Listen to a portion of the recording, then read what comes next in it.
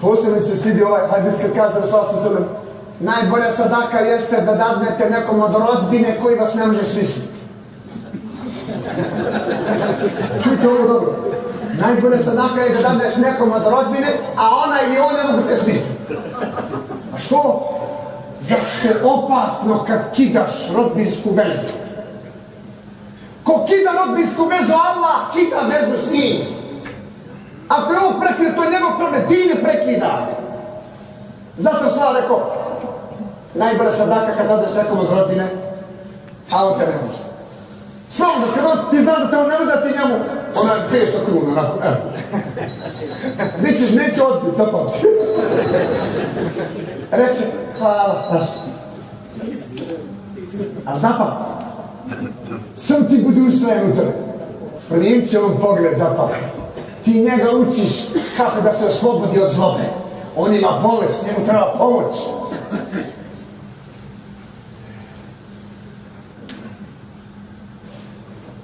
Mi se, braćo i sestre, često na putu kojem jesmo, često se gubimo, udaljavamo se i lutamo, slijedeći upute tamo nekog, kad kažem nekog, bilo ko da je u pitanju, upute nekog ko će pruzuga da se ti posvađaš sa svojim bratom.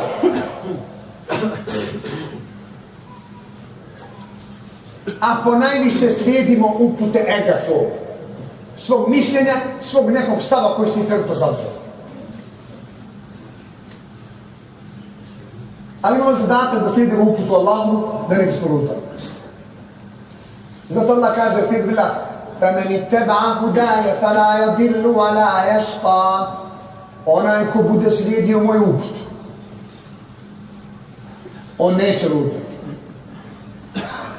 niti će patiti. Allah. Znači, lutnja i patnja, lutak i patnja je razlog nedovoljne upute. Nema snage ta uputa koju on ima sa sobom.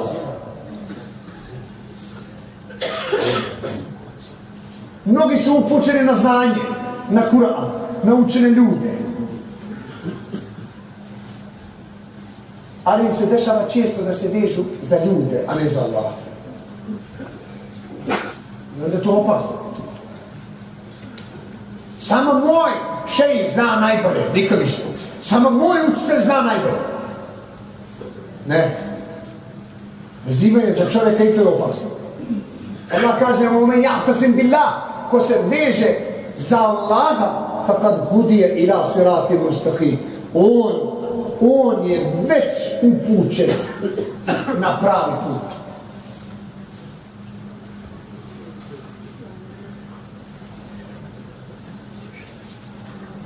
Zbog naše nedovoljne upućenosti, evo konkretan primjer, zbog naše nedovoljne upućenosti u mezhebe, dopustili smo da vrijeđaju jedni i druge samo zbog različitog načina klanjanja. Eto upućenost, neupućenost, dobro. Čak mnogima to bude razlog da se povuče od džemata, nažalost. Kaže Rasul sallam, čvrsto se držite Allahovog govora, džemata, jer bolje je ono što vam se ne sviđa u džematu, nego ono što volite u razjedinjavanju Allaha. Znači ono što se trenutno ne sviđa u džematu, to je bolje nego ono što voliš da se udaljavaš, da razjedinjavaš. Znači šta god da je razlog, a obično periferija stvar bude razlog, periferija. Osnovna, sitnica, radi kao mezhebna, to bude razlog da se svađaju. Zbog čega? Zar tu ima potrebe? I tu smo nedovoljno upućeni i onda uneđemo u rasprave i počnemo da vrijeđamo jedne druge. I onda što će ti tamo, oni vamo, vi vamo, Allah, a jedni drugi vjernici, spadaju na seždu. Vratimo dobro pažnju. Ovaj način života i stanja o kojem su nam djeca malo pričala kroz ove tekste u Bosni. Kao što je prolazila Bosna i sve to, a? U tome leži jedno veliko bogatstvo. Da su ipak sačuvali duh ljepote islama, koji privlači pažnju većinom svijetu. Zapamtite. Privlači pažnju većinom u svijetu. Zato što može jednostavno da razumije onoga ko nije muslimana, živi pored njega.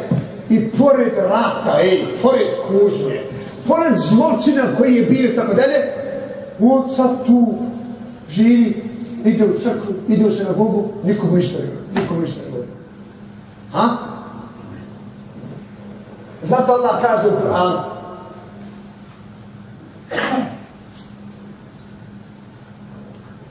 ne zabranjuje vam Allah da budete pravedni, dobročinitelji prema onima koji vas nisu istjerivali iz vaših domova i koji se ne bore protiv vas zbog vjere. Allah.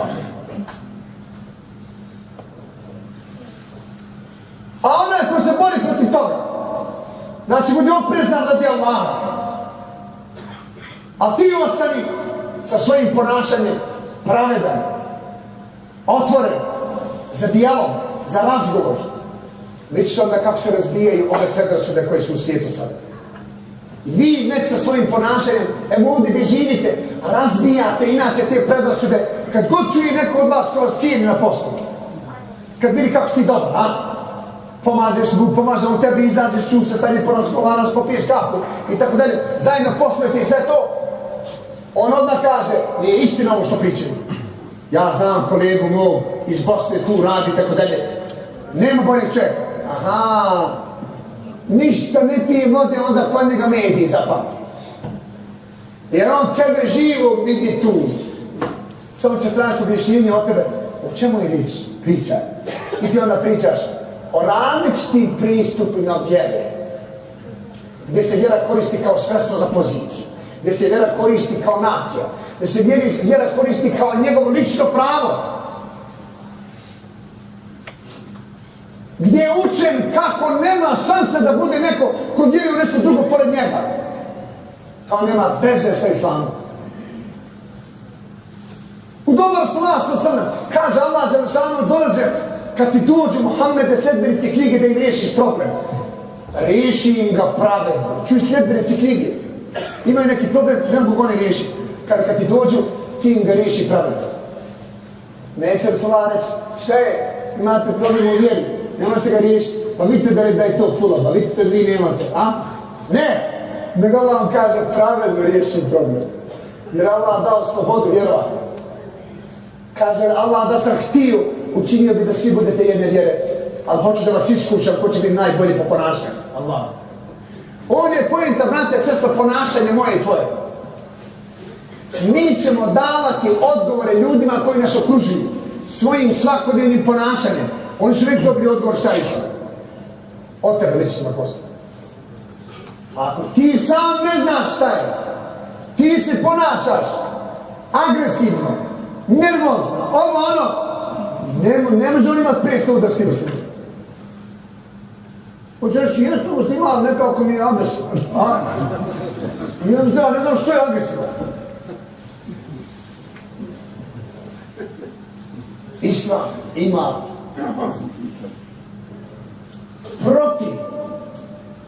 bori se protiv svakog onog ko čini zulu bilo kome. Zato, braći i sestre, iskoristite priliku koja vam je ponuđena. Kad kažem koja je vam ponuđena, mislim na kompletnu Bosnu i Hercegovinu. I vi ovdje. Iskoristite priliku koja je ponuđena. Da poneseš ljepotu Islama i da ti tima Islam bude svaka kahva, svakodnevno. I tumačenja, razmišljanja, dijalog, razgovor, čitanje, studiranje, analiza dubinska. Što? Da bi se moglo bolje razumijeti put da bi mogao jednostavno sobom svojim ponašanjem kad te neko vidi da kaže to je to. Jer vidjeli smo šta je učinilo to kad se nismo posvetili vjeri kako treba. I ono smo su govorili jučer, kada smo napravili propust zapostavljajući vjeru, misleći posao, nauka, znanje, evo nauka, dok je te dovela? Dok je te dovela nauka? Što kaže jedan velikan, često ga spominjem, živ je Krajišnik, inače priznati filozof i u Njemačkoj, na njemačkom piše, Abdullah Šarčević, kaže on, nauka je nekada bila nada, danas je postala pacijent. Ej, čuj ovo, pacijent, jer nemoj se rješavati problem. Imaš problem svezati ruke. Bolesti prisutne, bolnice pune, zatvori puni, a svezane ruke. Kako je onda to nauka? Izgleda da se ona materializira. Uzima se kao sredstvo za život. Rade da bi živjeli. Rade da bi uživali. A najmanje oni koji rade da bi se oživjeli. Pa da dobiju život kojim će se ponositi. Pa da dobiju život koji i pored toga kad kušnje prolaze, on ostaje čvrst, stabilan na putu i tako biva uzor svima onima koji to okružuju. Zato, braći i sestre, ono što ste vi propustili u životu, pokušajte da ponudite vašoj djeci. I sad zamislite, programi susreti sjela, češća i češća. Vjerujte, dobija se numur, dobija se snaga, tolika iznenadiš se, otkud da se ne spava. A ako živiš inače ko sat, u smislu, ne mogu kada ja ne budem spavao 8 sati, gotovo, ja sam nikakav. Ti samo da ide kako želiš biti. Nego reci, Allah moj, ostalo mi 3 sata da spavam. Ti mi dadni da se naspavam, isto koga spavam 10 sati. Biće šta se dešava. Jer inače, ovi današnji sistemi će učiniti da jednostavno postane se robot. Opredmeće, da bude samo predmet. Samo, da ideš posao kući, to, ništa, završeno sve ostalo. Znači, sistem se pravi takav da čovjek bude robotiziran. Tako da ono, nema, kada te poselani našem, ništa nema ljubavi. Nemojte to dozvoliti, jer duše koje vas okružuju, zapamtite, kad vi postanete ono mumini, zajedno sa mnom, kad postanemo mi mumini u punom smislu te riječi, a to znači da je svako rahat u tvom okruženju, vidit ćeš kako ti svojom pojavom pozivaš one koji te okružuju. Pa te pita kako si nasmijan ti. Što? Jer nema osmijeha iskrenog. Danas su samo osmijesi oni našama, ideš na kurs, da vićeš da se ne smiješ, pa radi posla. Na kurs, ideš na kurs. Ispričao sam to danas, ispričao i sad. I time ću završiti s ovom šalu. Pa kasnije ako bude pitanje, možemo dijalog i to. Završit ću s ovim primjerom. Bio je jedan komičar svjetski komičar. Zvao se Carlini. Inače je ono pune predstave.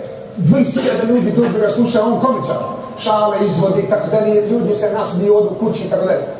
I jedan psihijatar bio poznat u tom gradu i dolazi bolesnik od tog psihijatra i kaže mu imam problem. I onda on dolazi neku putu, on njemu da tabletu, pa jedno, pa drugo opet isto. I on njemu kaže, doktor, imam opet problem. Kaže mu ovaj psihijatar, najpriznatiji, kaže mu, znate šta, ja vama preporučujem, dajem vam na recept da svaku predstavu od Carlinija budete prisutni, ne do tog na terapiju. Kaže mu ovaj bolesnik, pa ja sam doktor Carlini. Allah, znači ovo, ja sam Carlini. Znači vidite ovo, to znači dresura u nauci, dresura u komičarstvu. Znači moraš naučiti da nasmijavaš ljude, a ti pa upatni nakon. Nek tvoj moj osmijeh bude originalan, jer je on sadaka, pogotovo kad ga usmjeriš prema bratu.